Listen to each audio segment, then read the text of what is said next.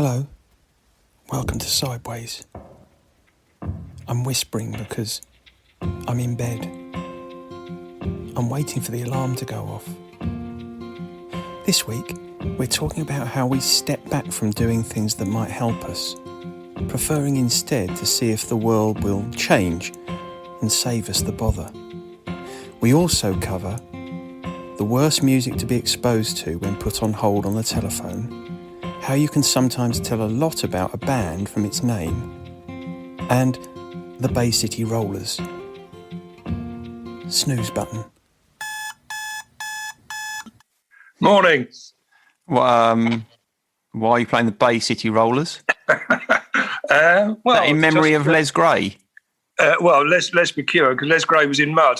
But Les McEwen, lead singer, fellow addict, another soldier down. Is Les Gray still alive? I think he's passed on as well. Is he? Was he an alcoholic? Yeah. I don't know about that. Although I did see Mud live once at the Weirton Manor Club in Bolton, Chelsea. It was just Les Gray and a few dodgy backing musicians, but it was still Mud as far as I was concerned. Did you ever see the Bay City Rollers? I didn't, mate. No, did you? No, I didn't see the Bay City Rollers, but I was a very big fan of the Bay City Rollers, and I can remember. Do you remember when they were very popular? There was that craze that everyone had of either wearing tartan scarves or tying tartan scarves around their wrists. Do you remember that? I do. I remember seeing you going to school with a couple tied around your wrists. That's for sure. Well, I know you're taking the piss, but I was just about to tell you that I went to a wedding when I was I must have been in my early teens, perhaps. I may have been younger than that. I probably was younger than that. It's probably about 11. I didn't have a tartan scarf, but I wanted a tartan scarf to show my support for the Rollers. And so my mum found an old bit of tartan fabric that I tied around my wrist. I must have looked a right twat.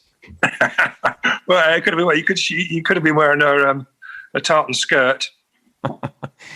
Yeah, what you mean, a kilt? That's not well, but it would have been a girl's one of your mum's old tartan skirts. That's what I meant. But you could have worn it as a kilt. Yeah. Yeah, I don't remember my mum ever having a tartan skirt, but I can. Yeah, she could usually find a fabric of most varieties if the need arose. I'm quite happy to say I don't think there are any pictures that exist of me at that wedding with my tartan scarf around my wrist. But anyway, there we are. Shame. I bet you were the belle of the ball. I probably started the dancing if the Bay City Rollers came on. Anyway, yes. Should we move on from Les McEwen? Is that what you want to talk about this week? Bay City Rollers? No, not really. No. Oh. The idea that I came up with was something that, I was lying in bed a couple of weeks ago. And too much information. Yeah. Well, it's just my alarm went off and I rolled over and hit the snooze button, which is quite unusual for me, really, because I don't do that during the week. I get up as soon as the alarm goes off, but I'd left the recurring alarm on, and it was a weekend, and I could have just turned it off, but I hit the snooze button because I thought, I might as well get up in a minute anyway. But and it sort of just reminded me of a discussion we'd had in groups. It comes up quite a lot about how our addiction puts us in a place where we put our whole of our life on hold. It just sort of illustrated that to me. I mean, like what we refer to as your lost decade. Exactly. My life was completely on hold, and nothing happened. Nothing changed particularly. It probably did, but it happened around me. I wasn't aware of it. And we sort of we emotionally stagnate at that point, and I think it feels like nothing changes because we're too removed from society to be aware of what's happening around us. So it's like, so I suppose what you're talking about really is it's almost like a hidden consequence of addiction, isn't it? You've got all the sort of chaos and awfulness that is very visible and tangible, but then you've got this realization that for however long you spend in the clutches of addiction, you're not growing, are you? No, you're not. You're not growing. You grow a little bit more angry and more depressed, and more anxious. But emotionally, apart from that, you're pretty stunted, which is always have a bit of a joke. When you go into recovery, you sort of start off in recovery at the age you were when your addiction was at its worst. So I sort of, I've taken 10 years off of my life upstairs. I've had 10 years worth of stuff to catch up on. Yeah, it doesn't look like it, though. You don't look like you're 10 years younger. I'm like 10 years older. That's the consequence of it. It ruins you physically and mentally. But I think even when you're considering recovery, I remember at the time, I was putting my life on hold at that point, waiting for the sort of perfect conditions to come along, which then never actually arrives. But it happens a lot. We see people that are sort of flirting about coming into groups and flirting with the idea of recovery. And they say, oh, well, I'll do it after Christmas or after my holiday, or, I'm going through a bit of a messy divorce at the moment. And, I know we covered procrastination in a few episodes ago, so I didn't want to go over that area, but because this is a lot different. Yeah, there's that phrase that people trot out, which is essentially, although they might not use these words, it's essentially, I'm going to do it when I feel a bit stronger. Yeah. So, which is a classic putting your life on hold, isn't it? It's like, I'm not doing anything at the moment. The thing that's most kind of destructive about it is that what you're really saying when you're making any statement like that, whether it be in addiction or not in addiction, you're saying, I'm going to wait for the world to change. And then when it changes in a way that feels more comfortable to me, I'm going to make some changes for myself. I mean, it's quite a dispiriting thought. It is really. I mean, when you look up the definition of life on hold, it's illustrated by saying it's a bit like treading water. You're going through all the motions, but you're not actually going anywhere. And I think people often trot out the phrase, I'm sure you must get it when people come to see you and say, oh, I feel like my life's on hold. Yeah. Or, sometimes we ask other people and say, do you feel like your life's on hold? It's a phrase we trot out a lot, but there's quite a lot of significance underlying that, isn't there? There is. And actually sometimes people will say, I feel like my life's on hold, but more often than not, they'll either refer to it as feeling stuck, or even more frequently than that, they won't refer to it at all, but there'll be this in their behavior, in the conversations that you have with someone, it will be evident that they're stuck. So, I can think, in fact, I was just talking to someone about this week. There'll be clients who come in every week or every couple of weeks or every month, and they hear themselves saying the same things. They hear themselves talking about the same issues that they're having, the same difficulties, the same emotional blocks that they've got. And funnily enough, it's one of the things that sometimes puts a lot of pressure on therapy, because people start to feel guilty about coming along and telling you stuff that they've told you before. Like they have something, that they owe you, being able to come and say something different. It's almost as if for a lot of people, their recovery is almost more for their therapist than it is for themselves. That's weird, isn't it? It is weird when you think about it like that, but it's not weird when you take it in the context of what we've just been talking about, which is I'm waiting for the world to change so that I can change. This focus away from ourselves around, well, what other stimulus do I have? What other motivation do I have to change is the problem. That's what keeps us stuck. The only thing that ever frees us is our ability to recognize that the only person that will create the change is us, and we can do it whenever we want. But do you think people are coming along and sort of almost justifying why they're going to therapy by almost sort of making something up? And then think, oh my God, I can't say the same thing again. I've got to show this some sort of progress. No, I don't see that so much. I think it's more, I think the reason it puts pressure on therapies is because sometimes people feel guilty about coming and not having anything new. So it's not so much that they think of something new. I don't really see that happening at all. But I think people perhaps get to the point where they think, perhaps I should stop coming now because I keep coming here and saying the same things and I'm stuck. And I'm not talking about 2 or 3 sessions. I'm talking about this can go on for years. So if you think about yourself when you were drinking, had you been in therapy at that time, and okay, that opens up that whole sort of can of worms about or how useful is therapy when you're drinking, but that's another conversation. Sure. You essentially would have come into your therapy every time and you would have said the same things. You'd have said, oh, well, I'm drinking again, and this has happened and that's happened. And you probably would have got to the point where you thought, oh, this is pointless. I might as well just stop doing this, because it feels to everybody involved as if your life is on hold. Yeah. But the thing is, at some point, you have the opportunity. You might come to the realization that, oh, I can actually do something about it that moves it on now. I think the thing that's destructive is waiting for something else to happen to move it on. Yeah, it is destructive. I mean, we experience it in everyday life, not just in addiction or people that are going to therapy. And I think it's been a great illustration recently, hasn't it? Lockdown, we're sort of waiting for good news about the easing of it. And a lot of people have used that phrase, and I feel like my life's been on hold. And it is, it's been hoisted upon us, hasn't it, that one? It's not something which has naturally happened. It's something we're all in it together. But it's, go on. I was just going to say, that is a brilliant illustration, I think, of what we're talking about. The people, let's put aside people who've had difficulties through lockdown with, illness, either with COVID or known people that have been ill or have lost their jobs or whatever. I mean, obviously that's a completely different situation. But if you've managed to go through lockdown and you've managed to stay healthy, but you've been kind of consumed by this feeling that your life is on hold all that time, you're doing exactly what I've just been talking about, which is you're waiting for the world to change so that you can.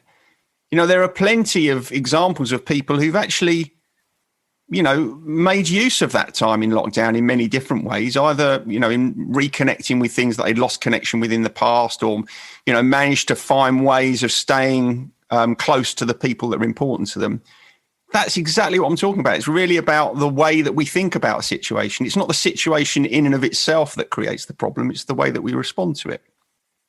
Yeah, no, I agree. It is a. When I was putting the notes together, and I was thinking exactly along those lines. It doesn't, because we feel our life's on hold, doesn't mean we can't, push the barriers a little bit and try different things and to move things, or try something completely different, which a lot of people have. Zoom was sort of a word that was unknown really before lockdown, and suddenly everyone knows it, everyone uses it, and it's been a great tool. Yeah, if you think about what the impact would have been in your peer support group had nobody bothered to try and find another way of connecting.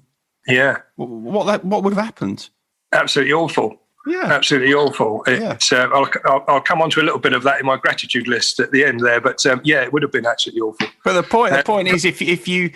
That would have been an example of you all sitting there and saying, well, there's nothing we can do about this because the world is not allowing us to meet. And you'd have just sat waiting. Your life would have been on hold, and it would have had probably in some cases catastrophic results. Yeah, it would have done. It would have done, definitely. Yeah. So yes. So I will readdress that later on. But another analogy that I was thinking about, which I find it particularly annoying and quite difficult to do anything other than feel like I'm wasting my time, is when I'm being put on hold on the telephone. I mean, it's just awful, isn't it? I mean, I don't think anyone has anything nice to say about that. And when I was doing my research for my notes for this episode, I went down through lots of different rabbit holes, and one of them was about on hold and on hold music and that sort of thing. And they reckon the average person now spends 45 hours a year on hold on the telephone, which is more than they spend making love. Really? It's bizarre, isn't it? Yeah. Is that more than you spend making love? Certainly this year, yeah. Absolutely. Well, that's interesting. That's interesting, and I agree that being put on hold on the telephone is annoying and irritating. But and I also agree it's probably one of the more difficult situations to take control over. But if I'm put on hold on the telephone, I put it on speakerphone and I carry on doing whatever I was doing before. It's a little bit easier now, isn't it? As the telephone technology has moved on, so you can put it on speakerphone, and that sort of thing. But in the old days, you used to have to hold it under your chin like that, didn't you? The receiver with one wafty shoulder like that, and trying to do something else with one hand with the other. Yeah. You're inevitably standing in a drafty hallway where the phone used to be positioned on the wall or whatever. Exactly. Yeah. The people queuing up behind you with their 2 pence pieces, waiting to have a go. Yeah. What about if you had to choose the worst on hold music then that really drives you mad, or you hear most of the time? Where would you go with that? What do you reckon? Because I've had a look at this to see what the worst ones are. Well, I'll tell you what immediately. I mean, I haven't thought about this at all, but I can tell you what I'll tell you what immediately came to mind. Okay. Vivaldi's Four Seasons. Exactly. Yeah. Exactly. It's up there. I think everyone has that. It was voted. I think it was that and Green Sleeves was the ones that really drove people mad.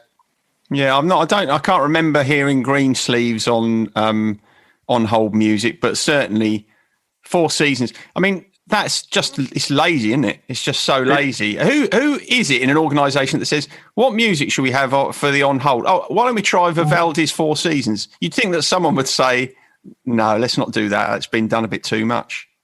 It is. Well, I found when I was running with business, I found that in the telephone system, there's a jack plug that I could put a cassette player into, or an external audio device into it, and I could play my own music over it. So I used to have a bit of Out of Order and See You There going on, because I knew that, because there's also problems at one time saying you're going to have trouble with PRS rights if you're playing music on there, which I think probably Vivaldi is outside of copyright. I think probably people can use that without having to get involved with the PRS boys. Yeah, he's not going to sue you, is he? Not really. No, I mean, I suppose by the same token, does that mean we can now use the back catalogue of the Bay City Rollers? Oh, I don't think so, no, mate. They're hellishly big. Those massive court battles went on. What do you remember when they were? I don't really. They all got left quite penniless, really, and the management team were running around in proper rollers. Oh, yeah. So we can't use Shang-a-Lang as the theme tune to Sideways next week. We cut. Well, I'll tell you that little bit of the basic drums I was playing in the background when I first came on. You may have to cut that out.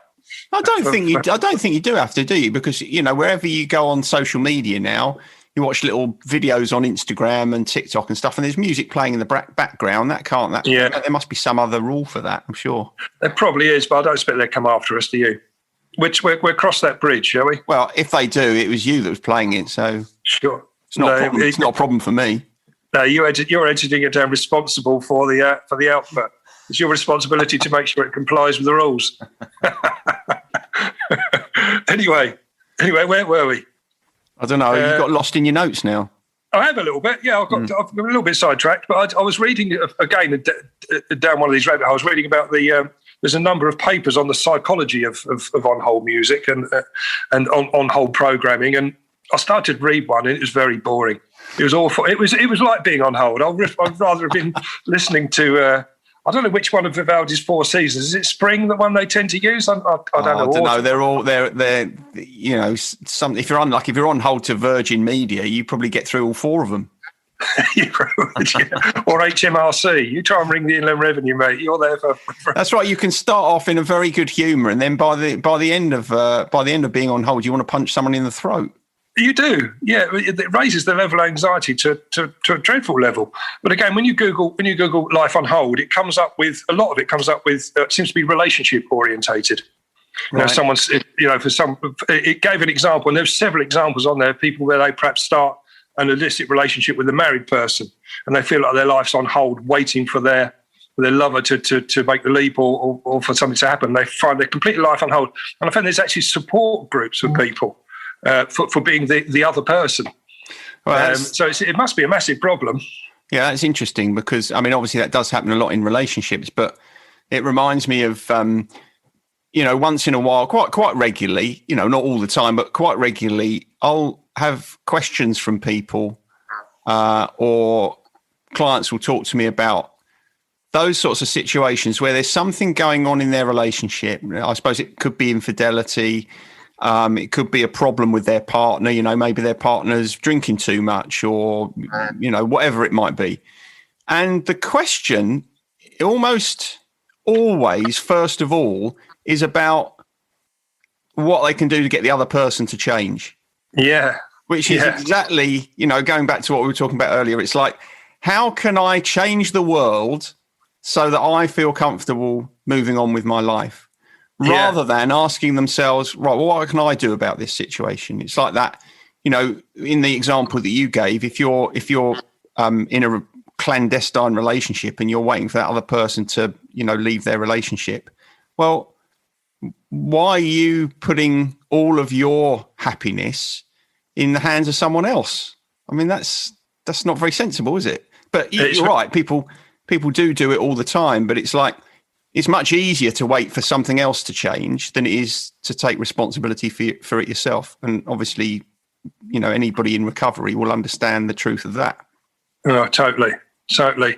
And other examples that came up were people waiting for a promotion at work, feel like their life's on hold. They're waiting for this job, almost like dead man's shoes in some cases. So they can be on hold for years and really feel like they're stagnating. Another one that wasn't, it didn't come up in the research, but one I thought about is people like footballers on the injury list. And we can imagine Andy Carroll. I mean, his life was more on hold than on the pitch, wasn't it? Well, I don't know. I mean, those are they're both those quite interesting. The first one, the kind of waiting for a promotion thing, is again an example of I'm waiting for the world to change before I can. Yeah. And I think there's something in there about all the time we can hope for that change, whether it be a promotion or, someone will leave their partner and come and live with us, or we'll get that person that we love back again. All of that is a way of deferring, putting off the disappointment of having to deal with reality. Yeah. Instead of facing the truth, it's easier for us to think that, oh, well, if I hang on long enough, things might change. And I think that's true of all those examples you gave, apart from the footballer on the injury list, because with Andy Carroll, you could say, well, actually, his life probably wasn't on hold. He was probably in the bars drinking lager and going out partying. He never had to play a game of football, did he? So I wonder who the joke's on. Well, yeah, it wasn't bad for 80 grand a week, was it? To just struggle up to his local with a leg brace on. But I'll give you an example where I felt my life was really on hold, and you may be able to relate to this. It was when both my parents were in the hospice, and I was waiting for those phone calls to come along, and they never came initially. It was it's going to be tomorrow. It's going to be tomorrow. And my poor old dad was in the hospice for 3 months. I know my mum joined him for the last sort of 6 weeks. But my life felt really on hold at that point, just waiting and waiting and waiting for that to happen. I couldn't concentrate on anything else. It was an awful time, and I felt at that point that looking back on it, I remember then relying on sort of drinking too much to sort of get me through, just to sort of to numb the pain of the waiting. Yeah, to be honest, I think that is the best example of a life being on hold, because when there's someone that you love who is terminally ill, it is very difficult for many people to look away from that for long enough to be able to continue with their lives. It's like you're waiting for the inevitable to happen. So I think that anticipatory grief that we experience when someone is sick and they're going to die is... I think that is it's hard to see a way out of that example of putting your life on hold, because it does hold you still, doesn't it? Yeah. That was the time I really felt in the grips of it. I really did. It's funny enough. It's one of the conversations I've often had with my sister, because, as you know, both of my parents died very suddenly. Yeah. Now, there are difficulties associated with that, but my dad, he was fine when my mum went off to church one morning and she came back and he was dead. And then my mum had a fall. They took her into hospital, didn't know what it was, and she was dead less than 24 hours later. So, as much as that was a terrible shock, there was no kind of life on hold, because life went on in quite a traumatic way, but life carried on. And yeah, it almost felt like I was was pre-grieving, if you like. I wasn't ready. The grieving couldn't start until the inevitable happened. It is horrible because I think a lot of people feel as if they're doing their grieving before the person dies, and then when the person dies, they realise they haven't done their grieving at all. Well, exactly. You can try and put things in place, and I found that really difficult. But I know in addiction, or when you go into recovery, I felt that waiting for the cravings to stop, or waiting for the shakes to stop, or waiting for the sleep pattern to return. There's always seemed to be these periods where I was putting stuff on hold, waiting for something to happen. But there's no shortcut to that. That just happened in its own time, and I knew. Speaking to others, which is another good point about how we should deal with this feeling of life on hold, is talking to others about it, telling people how crappy you feel. Because again, going to groups really helped me to understand that my shaking would stop soon, and my sleep pattern will return at some point. Because I thought I was going to be like that forever. I really felt like my life was going to be on hold in many areas. I wasn't going to be able to progress until these things worked their way through the system. Yeah, I mean, if you think about what it's like to be waiting for those things to happen, waiting for your sleep pattern to come back, waiting for the shakes to go, that is the definition of anxiety, because anxiety lives in the future. And what you're doing then is you are living your life in the future. You're saying, well, it'll be okay when this happens. It'll be okay when I'm sleeping properly. It'll be okay when I'm not shaking. It'll be okay when I don't have the cravings. And of course, you're living your life in a part of your life that can't be lived because it's not here yet. And so all the time you're living your life in the future, you can't be experiencing life in the present, which I think we were talking about last week. That's the only place you can have any gratitude. Which is quite a nice segue onto the gratitude bit, if you like. I've got some other bits and pieces, but I think it flows nicely. Well, have you got anything interesting in the other pieces you haven't talked about? No, not really. I was just talking about how we deal with this feeling of life on hold, but I think we've sort of covered it really. I think what we're saying is if you feel as if your life's on hold, you are probably the problem. Yeah. Unless you're dealing with someone that you love who is terminally ill, in which case there's not much you can do about that. No, quite. I expect some people listening to this feel like their life's on hold a little bit, don't they? I'm getting that feeling right now, talking to you. Well, actually, that's a good example, because if you are listening to this and you do feel as if your life's on hold, turn it off. Go and do something else. We don't want you here. It's aggressive, but true. Anyway, so gratitude then. So we nearly got there. So we'll go back to that now, if that's okay. Yeah, okay. Do you want me to start? Yeah, go on, mate. This week, I'm feeling grateful to have a garden. Oh, okay. Yeah, I'm not I'm not waving it in front of your face because you haven't got. Have a pop at me. Make me feel bad. Bring me down.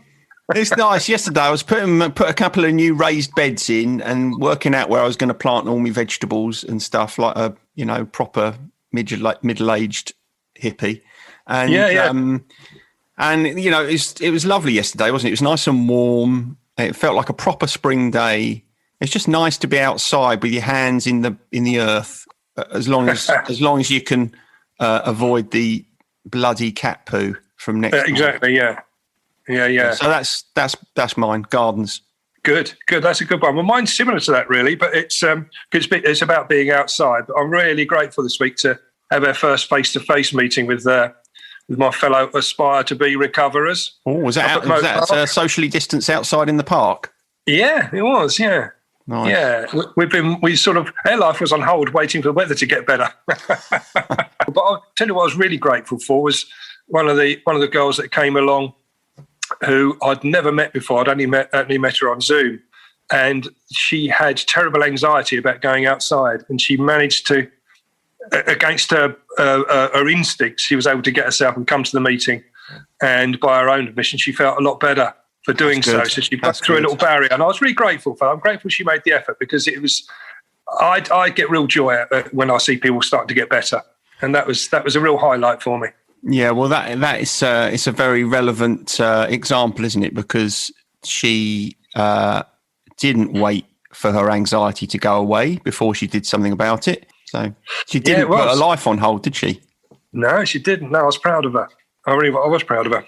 Did anyone bring cake? Yes, they did, which was another. I could have put that on the gratitude list as well because I was grateful. Third week running? Well, I was getting a bit, it was all getting a little bit cake orientated, but I was very grateful for the cake that turned out. It was a nice cinnamon cake, which is lovely. Nice. Did you take any cake? No, I didn't. No. It's not generally accepted that you bring along cake, but one of the girls that comes along who loves baking always brings us along. She feeds us a little bit. She's like feeding the addict. You take some bread to feed the ducks. She brings some cake to feed the addict. She throws us crumbs and we scramble around on the floor for her. Very good. Excellent. On Spotify, right? On Spotify, I looked up Snooze Button. Really? Yeah, there's loads of songs. They're called Snooze Button. Yeah. Well, there was one I liked was by an American punk metal band. They're called Snot. Yeah, they do one called Snooze Button. You'd never guess that Snot were a punk band, would you? It doesn't reflect the music genre at all, does it? No. You might, in the same way as you wouldn't think that Safety Pin were a punk band. A punk band, no. Yeah. No, it does what it says on the tin on that one. But I think my favourite, and probably what I'm going to put on the list this week, is it's one by an American hip-hop sort of metal cross group. They're a little bit like the Beastie Boys. Okay. But they're called the Boombox Poets. And they do one called Snooze Box, which I really like. So I'll put that on the playlist. I'll look forward to listening to that.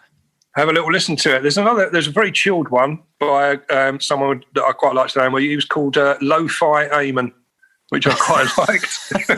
Well, again, it does what it says on the tin, presumably. Yeah, it is. It's a very chilled Snooze Button-y song. Actually, that would be quite useful, wouldn't it? If every band name had to either have a prefix or suffix that explain what sort of musical genre they were. It would take some of the searching out of the equation. Yeah, the jeopardy. It would have been very useful in the old days where you had to flick through record bins and you thought, I like the look of that, but I don't know what kind of music it is. If it said AOR or punk or death metal, wouldn't it? Well, exactly. But so that's what I found. So I'm going to put that on. But I did have a little listen to a great favourite track of mine, which is "Waiting for the Ghost Train" by Madness, which is sort of talking about life being on hold, and that's still a great track. I thought when you started that sentence, you were going to say, "I've been listening to a favourite track of mine, Waiting for a Girl Like You" by Foreigner. Hardly. It's hardly going to enter into the equation, is it? But I know what I was going to ask you. In the paper this morning, I was reading about all this furore between Number 10 and Dominic Cummings about Boris Johnson trying to get his flat at Number 10 Downing Street decorated and being paid for by donations from party donors. I was wondering if you and Les had been asked to quote for the redecoration at Number 10. Funnily enough, we got overlooked for that, as the bits and pieces at Buckingham Palace as well, which I was a little bit disappointed with. You could have done a mural, couldn't you, on the wall? Yeah, one of Boris would have been good, wouldn't it? For all time's sake, I could do one we could do one that could go out. In Number 10, as you go up the stairs in Number 10, they got all the lovely paintings of ex-prime ministers up there. I could have done a really wafty mural of Boris to go up there, couldn't I? In a mankini. Yeah. Anyway, are we done then? Yes, mate. I think so. Bye. All right. See ya. Sideways was created by Graham Landy and Martin Pankhurst. If you want to read more about our work or sort through the extensive archive of past episodes, just visit grahamlandy-wellbeing.co.uk/sideways-podcast. You can follow us on Twitter or Facebook or Instagram at Sideways Podcast, and you can email us if you have a question or if there's something you'd like us to cover.